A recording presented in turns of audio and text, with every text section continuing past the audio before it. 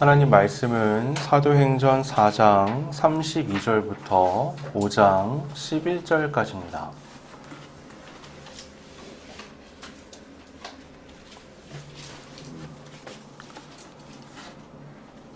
사도행전 4장 32절부터 5장 11절까지입니다.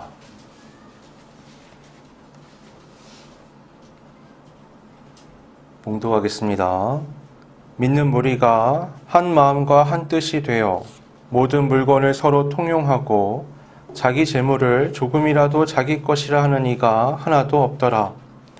사도들이 큰 권능으로 주 예수의 부활을 증언하니 무리가 큰 은혜를 받아 그 중에 가난한 사람이 없으니 이는 밭과 집 있는 자는 팔아 그 판 것의 값을 가져다가 사도들의 발 앞에 두매 그들이 각 사람의 필요를 따라 나누어 줌이라.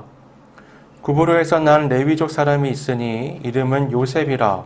사도들이 일컬어 바나바라 번역하면 위로의 아들이라 하니 그가 밭이 있음에 팔아 그 값을 가지고 사도들의 발 앞에 두니라. 아나니아라는 사람이 그의 아내 삽비라와 더불어 소유를 팔아 그 값에서 얼마를 감춤해 그 아내도 알더라. 얼마만 가져다가 사도들의 발 앞에 두니 베드로가 이르되 아나니아야 어찌하여 사탄이 내 마음에 가득하여 내가 성령을 속이고 땅값 얼마를 감추었느냐. 땅이 그대로 있을 때에는 내 땅이 아니며 판 후에도 네 마음대로 할 수가 없더냐. 어찌하여 이 일을 내 마음에 두었느냐. 사람에게 거짓말한 것이 아니요 하나님께로다. 아나니아가 이 말을 듣고 엎드려져 혼이 떠나니 이 일을 듣는 사람이 다 크게 두려워하더라. 젊은 사람들이 일어나 시신에 싸서 메고 나가 장사하니라. 3시간쯤 지나 그의 아내가 그 일어난 일을 알지 못하고 들어오니 베드로가 이르되 그 땅 판값이 이것뿐이냐 내게 말하라 하니 이르되 예 이것뿐이라 하더라. 베드로가 이르되 너희가 어찌 함께 꾀하여 주의 영을 시험하려 하느냐. 보라 네 남편을 장사하고 오는 사람들의 발이 문 앞에 이르렀으니 또 너를 메어 내가리라 하니 곧 그가 베드로의 발 앞에 엎드려져 혼이 떠나는지라. 젊은 사람들이 들어와 죽은 것을 보고 메어다가 그의 남편 곁에 장사하니 온 교회와 그 일을 듣는 사람들이 다 크게 두려워하니라. 아멘. 오늘 본문 4장 33절에서 35절은 이상적인 신앙 공동체가 무엇인지 우리에게 보여줍니다. 먼저 보면 사도들이 복음을 전하죠. 예수님의 부활을 증언합니다. 그리고 이걸 듣는 사람들은 은혜를 받게 되죠. 근데 그 결과가 뭐죠? 교회 내에 가난한 사람들이 없어지는 겁니다. 이게 좀 이상하지 않나요? 첫 번째로 복음이 전파되죠. 두 번째로 들은 사람들이 은혜를 받습니다. 여기까지는 뭐 자연스러운 것 같아요. 근데 그 결과가 뭐예요? 가난한 자들이 사라지는 거예요. 바로 이 점이 기독교 신앙의 좀 특별한 점이죠. 사람이 종교를 갖는 이유는 뭐죠? 지금의 현실을 초월하고 싶어서예요. 현실의 상황이 만족스럽지 않은 겁니다. 뭔가 고통스러운 거죠. 이유는 다양하죠. 뭔가 정신적인 또는 신체의 병 때문일 수도 있고요. 채워지지 않는 욕망 때문일 수도 있고 처한 어떤 환경의 한계 때문일 수도 있습니다. 이유가 어쨌든 근본적으로 지금 현재 상황이 고통스럽기 때문에 이걸 초월하고 싶은 마음에 종교를 갖게 되는 겁니다. 그래서요, 보통 종교 안에는 인간이 신에게 자신의 바람을 나타내는 기도를 자꾸 드리게 되죠. 그리고 신은 그것을 들어주는 조건으로 인간에게 뭔가를 요구합니다. 일반적인 종교에서요. 근데 신은 항상 뭔가를 바라는 존재로 비춰지죠. 인간이 바라는 게 있는 것처럼 신도 뭔가 바라는 게 있는 겁니다. 때로는 재물을, 때로는 돈을, 때로는 생명을 요구하기도 하죠. 그렇게 인간과 신이 어떤 상호적인 관계를 맺는 게 종교라고 말할 수가 있는 거죠. 기독교 신앙은 하나님께서 뭘 원하지 않으세요. 그 이유가 뭐냐면 하나님은 진정한 신이시기 때문이죠. 만물을 창조하신 이가 자신이 창조한 피조물에게 무언가를 요구한다는 건 너무 이상하지 않나요? 그건 뭔가 앞뒤가 안 맞는 얘기죠. 하나님은 우리에게 뭘 요구를 하지 않으십니다. 그럼 그렇게 또 질문을 할 수 있죠. 우리가 이렇게 예배드리지 않나요? 하나님을 향해서. 하나님 원하시는 거 아닌가요? 맞죠? 우리가 예배를 드리죠. 근데 이건 내가 뭔가를 얻기 위해 하는 행위가 아니에요. 예배를 잘 드려서 하나님이 뭘 해주시기를 기대하고 하는 게 아니란 말이에요. 예배는 이미 받은 구원에 대한 반응입니다. 자, 아이스크림 가게에서 아이스크림을 이만큼 사가지고 집에 가면 제가 뭘 말하지 않아도 우리 아이들은 그걸 보고 뭔지 알죠. 그럼 막 어떤 애는요 셋 다 얼굴이 환해져요. 어떤 애는 막 팔짝팔짝 뛰고요. 어떤 애는 막 봉지 안에 정신없이 뒤지죠. 내가 원하는 그 찾으려고. 어떤 애는 춤을 추고요. 막 어떤 애는 웃으면서 고맙다 그러고요. 막 이럽니다. 그게 예배죠. 그게 예배입니다. 주신 구원에 감격해서 말씀을 막 뒤져보는 거예요. 막 감격해서 얼굴이 환해져가지고 노래하고 막 춤을 추죠. 감사의 고백과 기도를 막 올리는 겁니다. 여러분, 구원의 조건은 믿음이잖아요. 예배가 아니죠. 예배는 구원으로 인한 반응입니다. 구약의 제사를 언급하면서 하나님께서 제물을 바라신다라고 생각하는 사람도 있어요. 구약의 제사와 신약의 예배는 좀 다르죠. 구약의 제사는 항상 제물이 필요합니다. 신약에서는 제물을 필요로 하지 않죠. 우리 여기 뭐 제물 없잖아요. 신약은 예수님께서 제물이 되셨기 때문에 더 이상 제물을 필요로 하지 않는 겁니다. 구약의 모든 제물은 진정한 제물이신 예수님을 예표하는 거예요. 예수님께서 제물이 되신 이 신약 시대에는 그래서 더 이상 제물이 필요하지가 않은 겁니다. 만약에 제사가 하나님께서 사람에게 뭘 요구하시는 거였다면 그럼 예수님을 보내서 그거를 대신할 이유가 없는 거죠. 계속 사람에게 뭔가를 요구하셨겠죠. 제사는 하나님을 위해서 하나님께 드리는 게 아니고요. 나를 위해서 하나님께 드리는 겁니다. 내 죄를 씻기 위해서 깨끗한 동물에게 안수하고 죄를 전가한 다음에 그걸 죽이는 거잖아요. 그걸 태움으로써 하나님 앞에서 내 회개의 마음의 가짐을 보여주고 하나님이 내 죄를 씻어주시는 겁니다. 이게 어딜 봐서 하나님을 위한 거예요. 이건 어디까지나 나를 위한 거죠. 사람을 위한 겁니다. 그러면 하나님은 우리에게 뭘 원하실까요? 원하시는 게 있을까요? 하나님은 사실 우리에게 뭘 특별히 바라시는 게 없습니다. 하나님이 우리를 창조하셨잖아요. 신이 창조한 피조물에게 뭘 원한다는 건 말이 안 되죠. 여러분, 예술가를 생각해 보세요. 예술가가 작품을 열심히 자기의 모든 걸 녹여 넣으면서 만들어낸단 말이에요. 정성을 다해서 막 만들어내요. 하나님도 우리에게 자기를 부어 넣어서 만드신 거예요. 우리의 형상을 따라 우리의 모양대로 우리가 사람을 만들고, 창세기 1장에 이렇게 말씀하잖아요. 모든 피조물 중에서 하나님이 하나님의 형상대로 하나님을 쏟아 넣어서 만든 게 바로 사람이죠. 예술가가 만든 작품은 그 작품 자체로 기쁨인 겁니다. 그게 뭔가를 할 필요가 없어요. 하나님이 만든 작품이에요, 우리는. 그렇기 때문에 사람이 뭔가 특별히 뭘 해야 되는 게 아니죠. 존재 자체만으로 이 피조 세계에서 특별한 존재인 겁니다. 하나님이 기쁨이 되는 존재인 거죠. 그래서 창조 사역을 보면 매일 하나님이 보기 좋았다고 말씀하시지만 사람을 창조하신 날에는 심히 보기 좋았더라 라고 말씀을 하십니다. 그런데 죄가 우리 가운데 들어왔죠. 그것이 하나님의 형상을 파괴했습니다. 하나님께서 창조하신 본래 모습을 잃은 거죠. 바로 선악과 사건을 통해서 그 일이 일어났습니다. 선악과 사건의 그 아담과 하와의 마음의 바탕에는 욕심이 자리하고 있죠. 성경이 말하죠. 욕심이 뭘 낳죠? 죄를 낳고, 죄가 사망을 낳는 겁니다. 이 욕심은요, 내가 세상의 중심이 되는 거예요. 내가 가장 높은 곳을 차지하는 겁니다. 이 내면 세계는요, 나로 가득 차 있어요. 그러니까 사람은 또 하나님마저도 다 엑스트라가 되는 거죠. 다 나를 위해 존재해야 하는 겁니다. 문제는 이런 사람이 겉모습만으로 분별이 잘 안 된다는 거예요.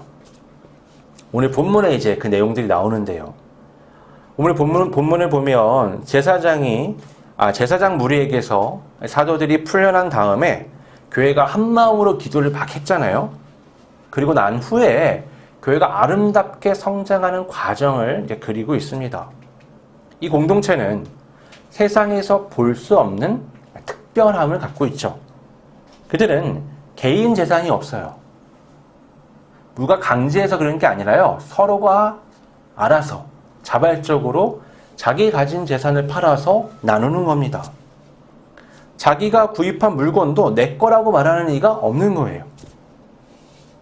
그들은 아주 특별한 공동체 의식을 가지고 있었습니다. 그들은 내가 아닌 우리에 초점을 맞춰서 생활하고 있는 사람들이에요. 자신과 우리가 분리되는 게 아니라 그냥 우리가 있는 겁니다. 이것이 바로 하나님께서 계획하셨던, 창조하셨던 사람들의 공동체의 모습이다 라고 우리가 생각해 볼 수 있는 거죠. 그 일의 대표적인 인물로 언급되는 게 바나바입니다. 이 바나바의 원래 이름은 요셉이거든요. 이 바나바라는 명칭은 사도들이 그를 부르던 별명이었어요. 그 뜻은 위로의 아들이죠. 여기서 바나바가 남자라는 걸 알 수 있겠죠. 위로의 아들입니다. 그리고 모모의 아들이라는 건요, 보통 아주 유명한 집안의 자식을 이제 표현할 때 누구누구의 아들이라고도 하지만 사람의 이름이 아닌 무언가를 갖다 놓고 무엇의 아들이라고 하는 건 그 사람의 정체성을 보여주는 거예요. 예를 들어서 예수님은 야고보와 요한 형제를 가리켜서 우레의 아들들이라고 했잖아요. 우레가 뭐예요? 이 천둥번개 얘기하는 거죠. 아버지가 천둥번개가 아니라 이 사람들이 워낙에 성미가 급하고 막 다혈질이고 막 폭력적이니까 예수님이 보시고서 저거 완전히 우레의 아들들이네 라고 말씀하신 거죠. 바나바를 뭐라고 불려요? 위로의 아들이라고 불리잖아요. 이 사람이 그 사회 가운데서 어떤 이미지로 비춰졌는지를 이 별명이 보여주는 겁니다. 나중에 모두가 꺼려하던 사람들을 잡아서 예수 믿는 사람들을 감옥에 가두던 그 바울이 회심했을 때 그에게 손 내밀어주고 그와 먼저 인간관계를 맺고 그를 사도들에게 보증하며 소개한 인물이 바로 이 바나바였죠. 그만큼 이 사람은 사람에게 편견 없이 섬기며 대할 수 있는 인물이었습니다. 오늘 본문을 보면 그는 꽤 재산이 있는 인물로 비춰지죠. 그는 그 모든 재산을 팔아서 사도들의 발 앞에 두었습니다. 그리고 사도들은 그것으로 가난한 자들의 필요를 따라서 나누어 주었죠. 이런 말씀을 보면요, 그런 분들이 계세요. 나도 돈이 그렇게 많으면 할 수 있다, 하겠다. 그래서 기도를 하죠. 하나님, 나 돈 많이 주십시오. 내가 돈 주시면 이것도 하고 이것도 하고 이것도 하겠습니다. 여러분, 그렇지 않습니다. 적은 돈으로 못하는 사람은 많은 돈으로도 못해요. 그러니까 돈의 문제가 아니라 마음의 문제입니다. 이 부라는 거에 대해서 우리가 너무 쌓는 거를, 많이 버는 거를 초점 맞춰서 얘기를 하는데, 사실 부라는 건 어떻게 유지하는가, 어떻게 그것을 사용하는 것도 굉장히 중요한 겁니다. 예를 들어서 1억을 벌어요. 근데 씀씀이가 1억 2천이에요. 그럼 이 사람은 어때요? 맨날 빚에 허덕이는 거예요. 내가 300을 벌어요. 근데 내가 200을 쓰고 100을 저금해요. 그럼 이 사람은 어때요? 더 빨리 부자가 되겠죠. 돈이 많냐 적냐가 아니라 그 돈을 어떻게 바라보고 어떻게 사용하고 그걸 보면 그 사람 마음이 거기에서 묻어나는 겁니다. 바나바의 이야기에서 흥미로운 건 이야기의 순서예요. 예를 들면 이런 거죠. 바나바가 헌금을 그렇게 했는데 그 헌금을 사도들이 이렇게 사용을 했더니 사람들이 어떠한 일을 겪었더라 라는 게 이게 순서잖아요. 근데 지금 말씀의 순서가 반대처럼 보이는 거예요. 바나바의 선한 행실의 마지막에 가 있어요. 그렇죠? 사람들이 어떻게 했더라라는 게 더 앞에 있어요. 왜냐하면 바나바의 선한 행위가 이 모든 일의 원인이 아니라 복음이 이 모든 일의 원인이기 때문에 그런 거예요. 복음이 전파됐으니 이런 일들이 일어나는데 그 자세한 예를 보니까 바나바가 이런 걸 했다라고 얘기를 하는 거죠. 그러니까 바나바의 선한 행위도 복음의 영향으로 은혜를 받았기 때문에 가능한 겁니다.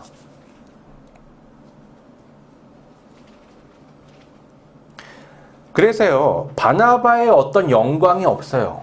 이 이야기에서. 여러분 보세요. 바나바가 그렇게 헌금을 마련했어요. 다 팔아서. 자기가 봤을 때, 이 사람 필요를 나눠줄 때 채워주고, 저 사람 채워주고, 이렇게 하면 어때요? 바나바도 영광을 받겠죠.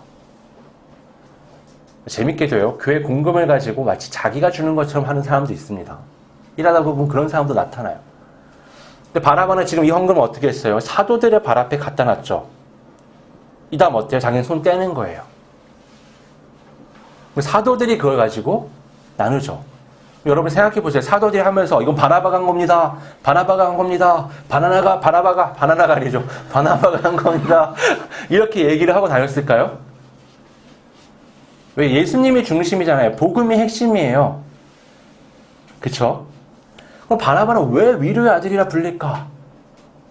뒤에 좀 더 얘기를 해볼게요. 바나바는요, 그냥 헌금을 했다는 게 전부예요. 이 사람은 어떤 영광도 받지 않아요. 그거 원하지도 않고, 바란 것도 아니에요. 이어지는 부부의 얘기가 나옵니다. 바나바와는 정반대되는 부부, 아나니아와 삽비라가 등장을 하죠. 이들도 재산이 많았습니다. 이들도 바나바처럼 그걸 처분했어요. 그리고 그 돈을 그들도 사도들의 발 앞에 가지고 왔습니다. 그런데 그들을 기다리는 건 뭐예요? 심판이죠. 밭을 판 다음에 얼마를 감춰두고 나머지를 사도들에게 가지고 온 겁니다. 이들은 바나바와는 근본적으로 마음가짐이 달랐어요. 바나바는 내가 아닌 우리의 초점이 맞춰져 있었거든요. 그래서 모든 재산을 팔아서 드린 거죠. 그러나 아나니아와 삽비라는 남겼습니다. 우리가 아닌 나에게 초점을 맞추고 있던 거죠. 그러면 그런 질문이 생기는 거예요. 아니 그러면 뭐하러 그걸 팔아가지고 헌금을 한다고 가지고 왔을까? 그냥 지껏 지가 쓰면 되지. 뭐하러 그랬을까라는 생각이 들잖아요. 베드로도 그걸 지적을 해요. 5장 4절을 보면 이렇게 말씀하죠. 땅이 그대로 있을 때에는 네 땅이 아니며 판 후에도 네 마음대로 할 수가 없더냐. 맞잖아요. 그냥 간단한 문제인 거예요. 그건 네 거야. 팔기 전에도 판 후에도 너의 소유야. 네 마음대로 하면 되지. 뭐하러 이런 일을 꾸미고서 거짓말을 하냐라고 말하는 겁니다. 베드로가 이어서 이렇게 말합니다. 어찌하여 이 일을 내 마음에 두었느냐? 사람에게 거짓말한 것이 아니요 하나님께로다.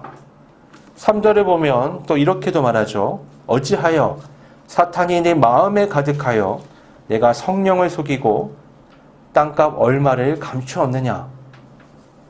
이 말씀들을 보면요. 아주 무서운 사실을 하나 알 수 있는데요. 성령의 감동과 역사 가운데 사탄의 역사도 틈탈 수 있다라는 겁니다. 지금 그래서 성령의 감동은 어떤 거예요? 재산을 팔아서 가난한 자들의 필요를 채우는 거죠. 이건 아주 아름답고 선한 거잖아요. 근데 사탄의 역사는 뭐죠? 여러분, 선악과 사건에서 뱀으로 나타난 사탄의 꾀는 거짓말로 사람을 속이는 겁니다. 그래서 하나님의 자리를 탐하게 만드는 거죠. 사탄은 사람 이전에 하나님의 자리를 탐했던 악한 존재입니다. 사탄이 아나니아와 삽비라에게 가득했다라는 건 그들이 이 아름다운 성령의 감동에 의한 일들을 통해서 자신이 영광을 취하려고 했다라는 데 있어요. 그들은 이 헌금을 드리는 것을 통해서 개인의 영광을 취하려고 했습니다. 그럼 이거 굉장히 심각하고 무서운 상황이죠. 재산을 팔아 가난한 자들의 필요를 채우는 건 세상과 구분되는 교회 공동체의 굉장히 아름다운 모습이잖아요. 그것은 마치 하나님의 나라를 이 시대에 앞당겨 오는 것 같은 모습을 보여주는 겁니다. 그런데 바로 그 과정 속에 사탄의 역사도 틈타는 겁니다. 여러분, 12사도가 있는 교회, 날마다 표적이 나타나는 교회, 모두가 공동체를 이루며 살아가는 아름다운 모습을 보이는 교회, 이런 교회에서조차 사탄의 역사가 일어날 수 있다면 오늘날 어느 교회, 어떤 크리스천에게도 그 역사는 일어날 수 있는 거죠. 우리는 굉장히 주의해야 합니다. 교회는 세상과 다릅니다. 세상은 어때요? 업적을 통해서 자신의 위대함이 드러나잖아요. 교회는 좀 달라요. 교회는 어떤 신앙행위 또는 선한 행위들을 통해서 내가 나타납니다. 사람들이 그걸 칭찬해요. 그러면 우리가 어떻게 그런 위선적인 사람들을 분별할 수 있을까요? 그 위선을 어떻게 찾아낼 수 있을까요? 여러분, 아나니아와 삽비라를 보세요. 교회 안에서는 표면적으로 바나바와 차이가 없습니다. 모든 과정이 똑같아요. 조건도 똑같고. 정말 차이가 없어요. 밭을 팔고 그 돈을 사도들 앞에 뒀잖아요. 그걸 뜰 뿌리고 다니면서 뭐 내가 준 거야 라고 얘기하지 않습니다. 여러분, 교회 안에서 똑같이 예배드리고 똑같이 헌금하고 똑같이 기도하고 찬양하고 봉사하고 오히려 더 열심히 해요. 그러면 교회 안에서는 우리가 이 위선자들을 찾아낼 수가 없습니다. 차이는 어디냐면 교회 밖에 있어요. 바나바는 정말 모든 걸 다 팔았잖아요. 그리고 그걸 자기의 영광을 위해서 나타내지도 않았습니다. 그럼 왜 그 사람이 위로의 아들이라고 불렸느냐? 그의 평소의 삶이 그런 거예요. 헌금하고 똑같은, 그 헌금에 드린 것과 같은 삶을 사는 겁니다. 평상시에도 그 공동체 안에 많은 사람들을 위로하고 달래고 챙겨주고 필요를 공급하면서 자신을 내어주는 거죠. 그러니까 그의 별명이 뭐예요? 위로의 아들이 되는 거예요. 그러니까 가는 곳마다 놀라운 은혜가 있게 되는 겁니다. 반면 아나니아와 삽비라는 정반대죠. 그들의 바탕에 뭐예요? 가난한 자들에 대한 마음이 없어요. 그냥 그걸 위해 통해서 자기를 높이려는 거죠. 그러니까 교회 안에서는 밖과는 다른 아주 이타적인 모습을 통해서 자기를 높이고, 밖에서는 어때요? 자기 개인을 위한 재산을 축적함으로써 자기를 위하는 거죠. 정반대의 모습 같지만 그 근본은 뭐예요? 똑같은 거예요. 그래서 이 안팎을 봤을 때 교회 안과 밖의 삶을 보면 위선이 드러나는 겁니다. 신앙은 교회가 아니라 교회 밖에 그 사람의 삶을 추적해보면 바로 확인이 가능합니다. 그가 평소에 어떤 말을 하고 있는지, 어떤 것을 추구하고 있는지, 어떤 것을 계획하고 함께하며 이를 도모하고 있는지, 그가 사업에서 어떤 저울을 사용하고 있는지, 가정에서 어떻게 생활하고 있는지, 삶의 수많은 난관과 문제 앞에서 그걸 어떻게 받아들이며 극복해 나가는지를 보면 그가 진짜 신앙인인지 아닌지 확인할 수 있는 거죠.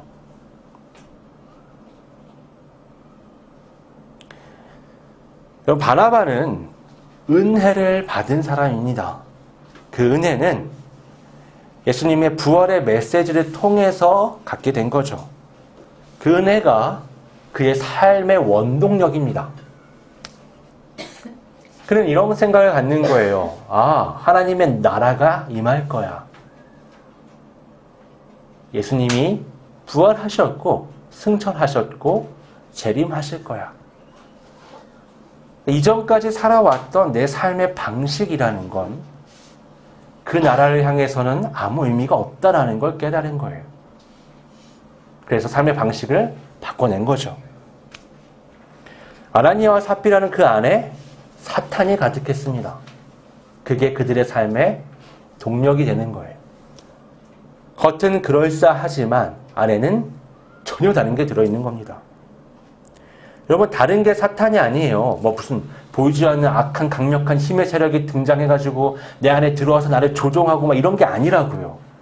그런 건 공포 영화에서나 나오는 이상한 이야기고, 사탄은 그런 게 아니라요. 하나님을 위하지 않고 사람을 위하지 않고 나에게 초점을 둬서 나의 영광을 위한 삶을 도모하는 것. 그러면서 겉으로는 전혀 그렇지 않은 것처럼 구는 것. 그게 바로 사탄입니다. 성경에 사탄을 가리켜 뭐라고 말해요? 광명의 천사로 나타난다고 얘기하잖아요. 네, 안은 정말 다른 걸 갖고 있는데 겉은 그럴싸한 거예요. 구분할 수가 없습니다. 겉만 봐서는. 사람은 그걸 잘 구분하지를 못해요. 하지만 하나님은 명확하게 구분하십니다. 베드로가 이렇게 말하죠. 사람에게 거짓말한 것이 아니요 하나님께로다. 아나니아와 삽비라 같은 자들은 사람을 속여요. 그들은 하나님을 믿는다고 하지만 사실 하나님을 안 믿어요. 왜냐하면 하나님 앞에 자기가 서 있다는 인지가 없습니다. 그냥 그런 흉내를 내는 것뿐이죠. 그 사람들이 보는 건 뭐예요? 사람이에요.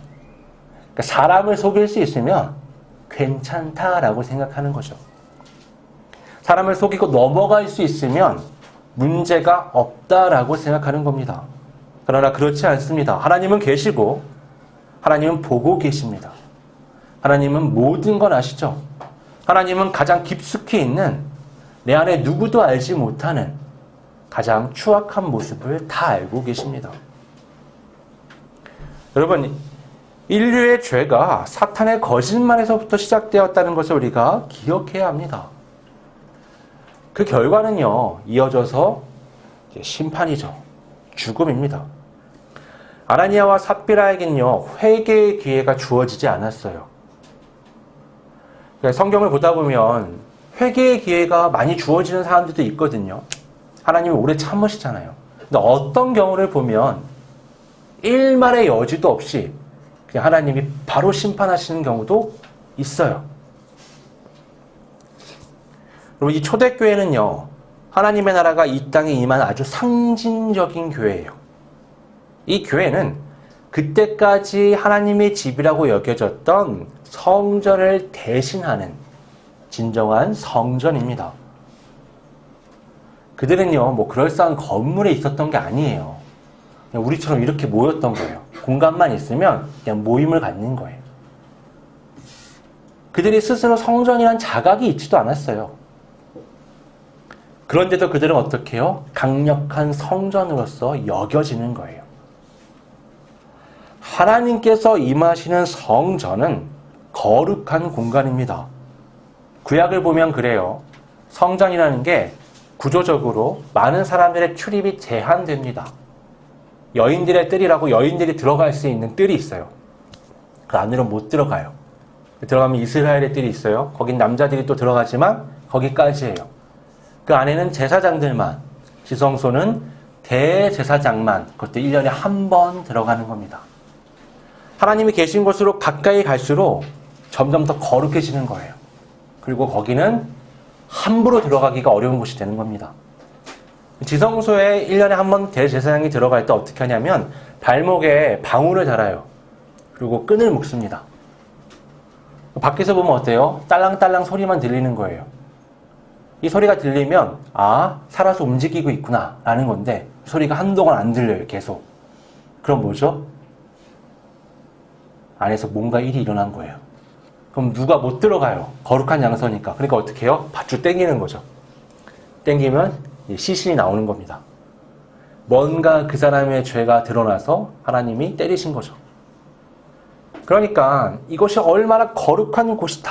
이 공동체가 얼마나 거룩한 곳이다라는 걸 상징적으로 보여주는 게 바로 죽음의 사건들이에요. 초대교회의 그 죽음이 바로 아나니아와 삽비라에게 일어난 거죠. 그들은 사람들을 속일 수 있고 이 교회 구조 안에서 자기가 영광을 취할 수 있다고 여겼지만 아니요. 조금도 피하지 못했습니다. 하나님이 교회 안에 계시거든요. 여러분, 우리 로마서 12장 1절, 2절 한번 찾아볼까요? 로마서 12장 1절, 2절입니다. 바울이 이렇게 말씀을 합니다. 같이 읽어보겠습니다. 그러므로 형제들아 내가 하나님의 모든 자비하심으로 너희를 권하노니 너희 몸을 하나님이 기뻐하시는 거룩한 산 제물로 드리라. 이는 너희가 드릴 영적 예배니라. 너희는 이 세대를 본받지 말고 오직 마음을 새롭게 함으로 변화를 받아 하나님의 선하시고 기뻐하시고 온전하신 뜻이 무엇인지 분별하도록 하라. 여러분, 몸을 드리는 게 영적 예배래요. 그러니까 우리가 살아가는 모든 삶의 상황들에서 하나님의 뜻을 분별하고 이 물리적 세계 안에서 살아가는 것, 그게 영적인 거예요. 그게 하나님 앞에서 살아가는 겁니다. 회복된 하나님의 형상으로 하나님 앞에서 하나님의 뜻을 따라 우리 바나바와 같이 온전한 믿음의 삶을 사는 우리 모두가 되기를 바랍니다. 기도하겠습니다. 아버지 하나님,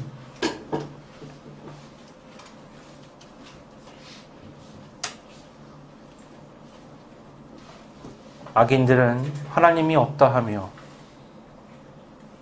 사람만을 상대로 그 눈을 속이며 자신을 높입니다.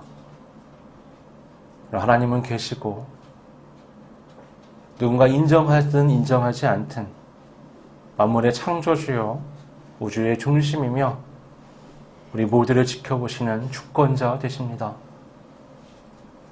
그리스도인으로서 하나님 앞에서 늘 서 있음을 기억하며 사람이 아닌 하나님 앞에서의 온전한 삶의 초점을 맞추고 교회 안이 아닌 내 삶의 전반에 걸쳐서 믿음의 걸음을 걸을 수 있는 우리 모두가 될 수 있도록 우리 한 사람 한 사람을 붙잡아 주시고 인도하여 주시옵소서. 그리하여 오늘 본문의 바나바처럼 예수님의 그 복음을 따라 그 받은 은혜를 활용하여 이 땅 가운데 하나님의 위로를 이루어가는 우리 모두가 될 수 있도록 이끌어 주옵소서. 거룩하신 예수님의 이름으로 기도드립니다. 아멘.